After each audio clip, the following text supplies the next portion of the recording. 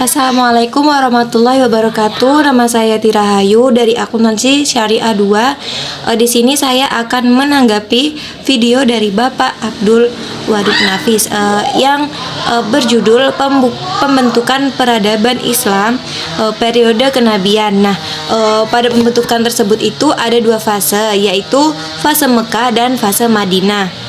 Yang kita bahas yaitu bagaimana Nabi membangun peradaban Islam di Mekah. Nah, yang pertama itu ada metode dakwah Nabi Muhammad SAW. Yang kedua itu isi atau konten dakwah di Mekah dalam membangun peradaban. Dan yang ketiga itu bagaimana bentuk-bentuk penolakan dakwah Nabi Muhammad SAW ketika membangun peradaban Islam oleh penduduk Mekah. Yang keempat yaitu faktor-faktor penolakan dakwah Nabi Muhammad SAW, apa yang melatar belakangi sehingga sebagian besar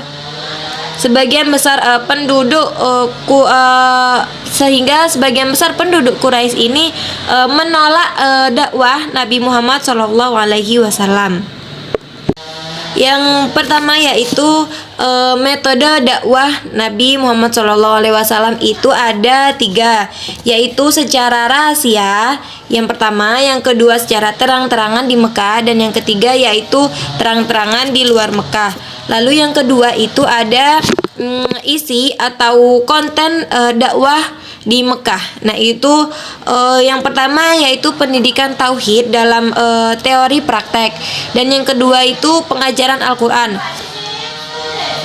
Pengajaran Al-Qur'an ini Al-Qur'an yang diturunkan di Mekah itu lebih banyak membicarakan masalah tauhid. Nah, berbicara tentang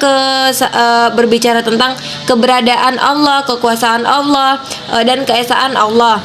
Yang ketiga yaitu bentuk-bentuk penolakan dakwah Nabi Muhammad SAW.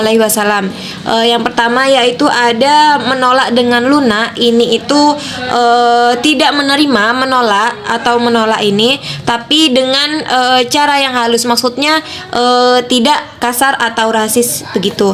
Yang kedua yaitu semi lunak. Nah, semi lunak ini tuh menolak, tapi mereka itu mulai memfitnah seperti itu. Dan yang ketiga yaitu kasar atau keji. Nah, kalau kasar atau keji ini Nabi Muhammad itu difitnah, bahkan juga sampai ingin dibunuh.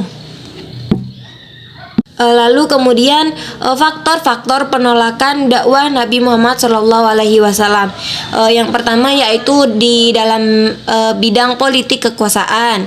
Yang kedua yaitu di sosial persamaan derajat sosial atau persamaan derajat sosial. Yang ketiga itu agama dan keyakinan. Dan yang keempat itu ada budaya tahlid kepada nenek moyang, dan yang kelima yaitu adalah ekonominya. Nah, pada fase Madinah ini selanjutnya yaitu fase Madinah. Yang di dalam fase Madinah ini yang pertama yaitu Nabi Muhammad SAW ini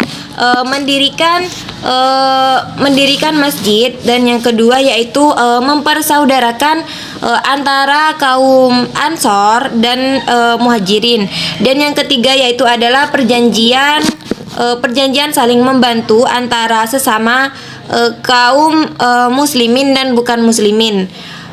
Yang keempat yaitu meletakkan dasar-dasar politik. Nah, ini itu dasar-dasar politik, ekonomi, dan sosial untuk masyarakat baru. Dan yang